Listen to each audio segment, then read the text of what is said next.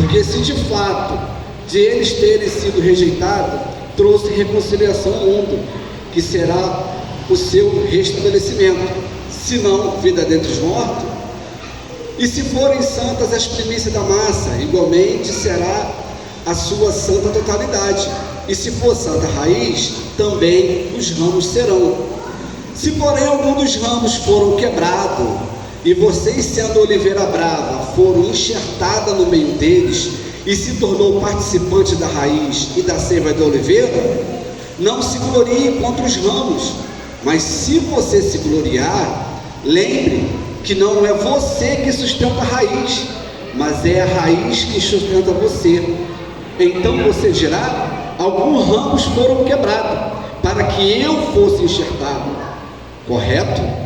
Eles foram quebrados por causa da incredulidade, mas vocês continuam firmes mediante a fé. Não fique orgulhoso ou soberbo, mas tema, porque se Deus não poupou o ramo naturais, também não poupará você. Amém? Só até aqui, posso se assentar? Aleluia. Louvado seja o nome do Senhor. Irmãos, estamos diante de uma palavra, uma carta a qual Paulo vai escrever para os romanos, a igreja de Roma. E a gente sempre fala de Paulo e o chamado de Paulo, da forma que Paulo foi chamado. E eu acho muito interessante quando Paulo vai agora falar com esse povo, especificamente para o gentil, aonde que essa igreja agora estavam adorando o nome do Senhor, judeus e gentios. Mas como nós acabamos de ler aqui, a palavra de Paulo era diretamente ao gentil. E quando Paulo vai falar isso para o gentil, eu vejo Paulo falando com autoridade. Qual autoridade? Paulo vai sofrer muita rejeição da forma que ele foi chamado.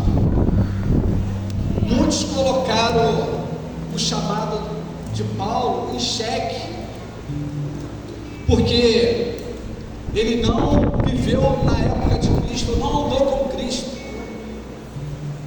E Paulo, quando ele vai escrever a carta, no capítulo 1, no seu primeiro versículo, Paulo vai falar com eles da seguinte forma: eu, servo de Jesus Cristo e chamado para apóstolo. Quando Paulo fala isso, eu vejo uma qualidade de humildade e de autoridade. Por isso que eu falei para vocês que vejo Paulo escrevendo uma carta com autoridade. Por quê? Porque Paulo, quando ele vai se apresentar para os romanos primeiro, ele não se apresenta como apóstolo, mas sim como servos. E Paulo entendia muito bem que para ele poder ser apóstolo, primeiro ele tinha que ser servo. Aleluia! Louvado seja o nome do Senhor. Para ter um ministério bem sucedido, tem que ser servo. Para exercer a autoridade de cargo, primeiro tem que entender que é servo.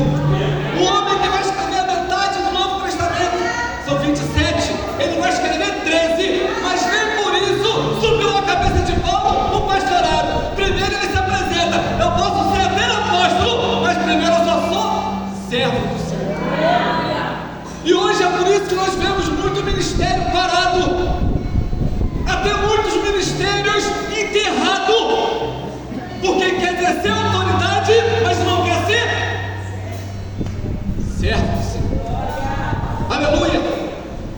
Porque exercer autoridade é muito mais fácil do que ser servo, porque autoridade é humano, mas ser servo tem que obedecer. Aleluia! Então é muito mais fácil querer mandar do que ele obedecer. Louvado seja o nome do Senhor.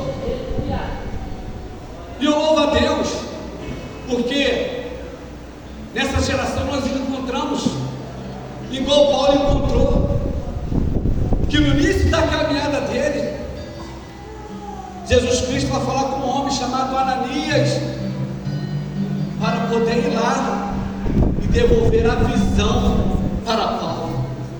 E isso muitas das vezes me confronta, irmãos, porque nós vamos entender aqui que Ananias ele tinha intimidade com Deus. Se não tivesse, Jesus não tinha falado com ele. Jesus desce para falar diretamente com Ananias, vai lá, devolve a visão para ele. Ananias vai até indagar, sim, mas a indagação dele é diferente. A indagação de Ananias era pelo que ele fazia com o povo de Cristo, não por causa do cargo. Ele vai falar, mas Senhor, ele gastava cristão. E Jesus fala o que para ele? Nós já conhecemos essa história. Vai porque ele é meu escolhido, o meu vaso escolhido. Aleluia! Louvado seja o nome do Senhor. E ele vai lá e devolve a visão. Eu queria saber nos nossos dias de hoje,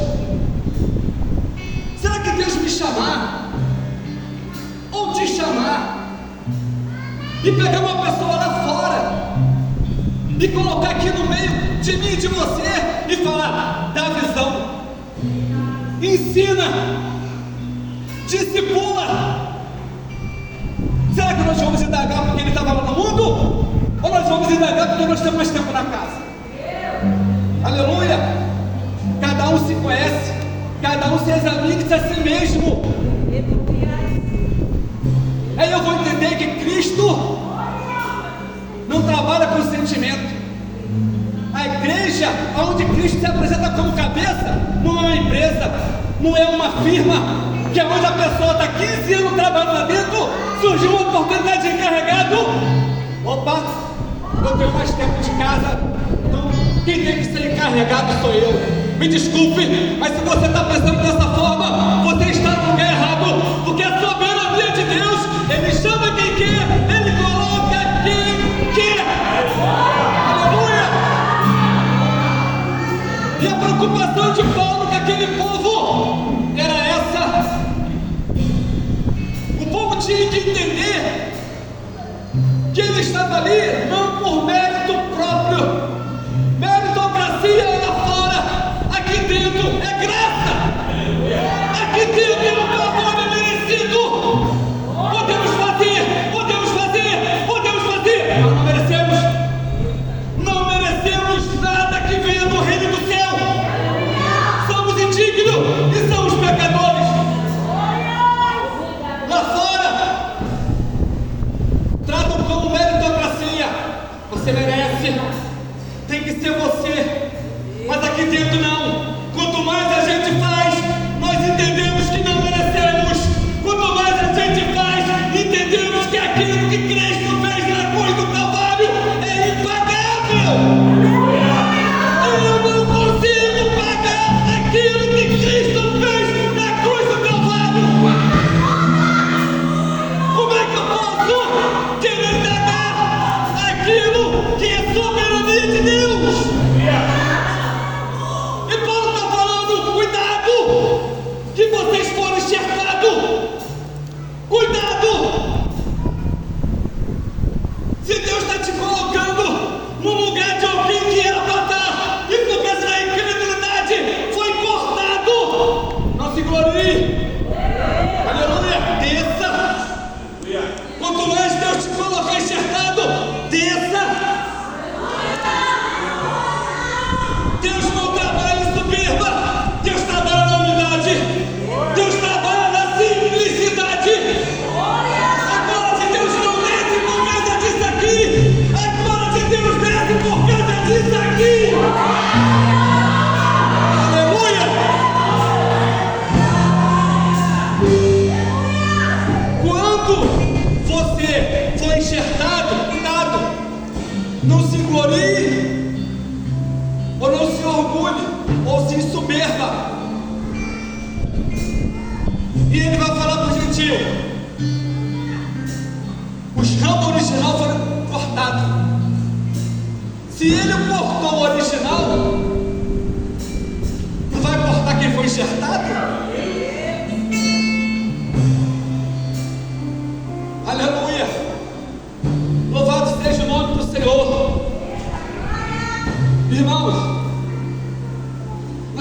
entender que nós estamos passando por um momento de transição. A tua cabeça não pode estar lá em cima do capão. A tua cabeça não pode estar na fonte eterna. A tua cabeça tem que estar aqui hoje. Paulo, no capítulo 9, vai falar do povo de Israel do passado. Paulo, no capítulo 10, vai falar do povo no presente. Mas Paulo, no capítulo 11, vai falar do povo de Israel no futuro, aonde que Deus não abre mão do povo de Israel. De repente você está se gloriando porque alguém saiu. Deus está te dizendo, você está se gloriando, mas eu não abro mão. E naquele grande dia todos vão ter que prestar conta. O povo de Israel é o povo escolhido de Deus. E nós fomos enxertados para fazer a obra. É motivo de orgulho. E Paulo vai dizer para eles que uma coisa muito interessante. E eu aprendi uma coisa que é muito fácil, principalmente hoje. Pregadores, eles chegam na igreja e tocam na ferida. Tocar na ferida é fácil. Jesus também trocava na ferida. É muito simples eu subir aqui em cima e tocar na sua ferida, e descer e deixar o pastor com contenda, com divisão. Mas o difícil é querer apresentar o remédio. Paulo estava exortando aquele povo: pastor, vocês estão enxertados, vocês não merecem. Se firmem mediante a fé de vocês. Aleluia! Firmes na fé, porque sem fé é impossível agradar a Deus. Então hoje nós vamos se examinar de como está a minha e como está a sua fé. Aleluia! Nós aprendemos aqui no discipulado o que a fé gera numa pessoa. Eu aprendi que fé, ela vai gerar na pessoa 3 qualidades: identificação, apropriação e confissão. Quando nós lemos a palavra de Deus, nós olhamos para a palavra de Deus e ela vai autenticar. Parece que tem algo aqui que me chama a atenção, tem algo que está me contrariando. E quando isso acontece, vai vir outra qualidade, que é a apropriação. E quando nós estamos com fé, nós vamos apropriar daquilo que nos libertou. E nós nos apropriamos, vai trazer confissão. Que confissão? Senhor, perdoa meus pecados. Senhor, perdoa meus pecados. Será que na nossa oração nós estamos pedindo: Senhor, perdoa os meus pecados? Palavras, sentimentos e atos. E muitas vezes oramos: Senhor, liberta fulano, Senhor, liberta ciclano, Senhor, vai com a tua igreja, Senhor, faz, Senhor, olha, Senhor, ora, Senhor, faz, Senhor, liberta. Mas a gente mesmo entende, aleluia, que nós não merecemos e que o nosso pecado tem que ser perdoado. E Paulo estava falando para eles: permaneçam firmes na fé. Permaneça firme na fé. E no 22 ele vai falar: considere, pois, a bondade e a severidade de Deus para com os que caíram. Severidade, mas para com vocês a bondade de Deus, desde que também você permaneça na bondade. Eu não sei de que forma você está se encontrando nesse momento, mas Deus tem um propósito para mim e para a sua vida. Eu acabei de falar que nós estamos numa transição. Preste bem atenção nisso. Não se surpreendam se em 2024 Deus começar a colocar pessoas que saíram para fazer aquilo que nós não quer fazer. Aleluia!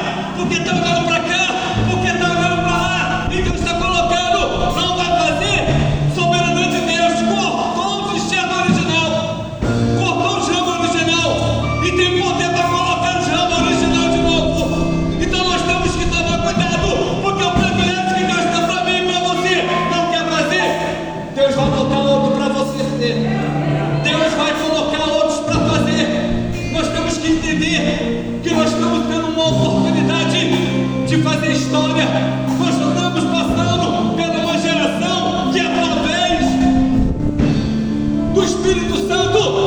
deixar marcas, deixar história.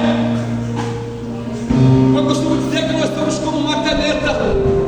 Uma hora a tinta vai acabar. E o que nós deixamos escrito para aqueles que venham depois da gente? Ou será que nós vamos achar que nós vamos fazer no ministério para sempre? Está enganado. Estamos enganados. Eu quero trazer aqui. Ninguém. Vem, João. Vem, Jefferson. Louvado seja o nome do Senhor. Aleluia. São uns que eu estou colocando aqui só como representativo, mas tem mais criança aí. Será que nós conseguimos ver igual Deus vê? Será que aí tem pastores? Aleluia. Será que aí tem missionárias? Ou a gente acha que o evangelho vai acabar em mim ou vai acabar em você? O que vamos deixar para eles? O que a gente vai deixar para eles? O que vamos deixar para essa nova geração?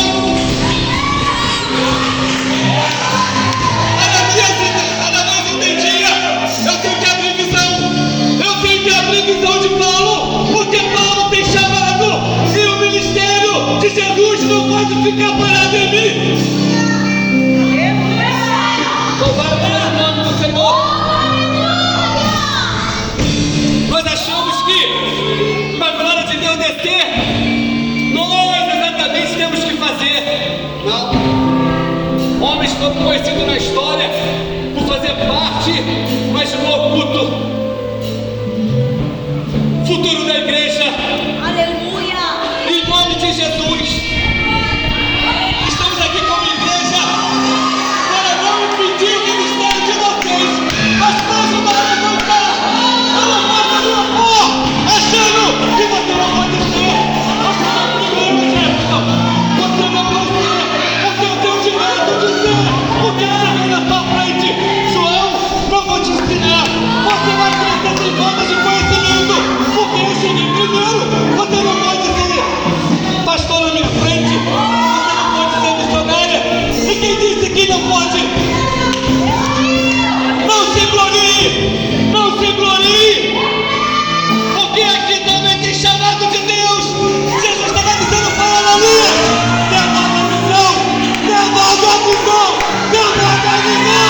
Porque são falsos escolhidos de Deus! Aleluia! São falsos escolhidos de Deus!